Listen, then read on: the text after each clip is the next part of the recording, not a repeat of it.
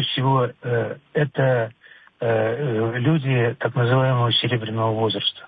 Вот смотрите, в России был достаточно большой тренд, когда люди, которые всю жизнь работали, условно говоря, на нефтянке, да, которые работали на севере, у которых появились достаточно большие деньги.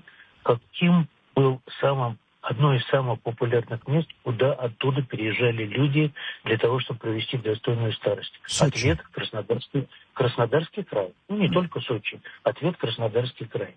Сейчас ситуация немного поменялась о том, что этих денег может не хватить.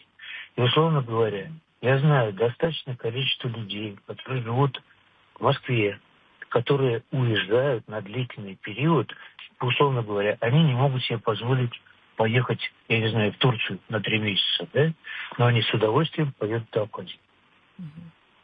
И вернуться, потому что, понимаете, в чем дело? Возвести какой-то, я не знаю, там, построить хороший дом для москвича, имеющего квартиру, сейчас тоже, в общем-то, достаточно накладно и тяжело. Значит, этот сегмент долгосрочной аренды, он будет развиваться.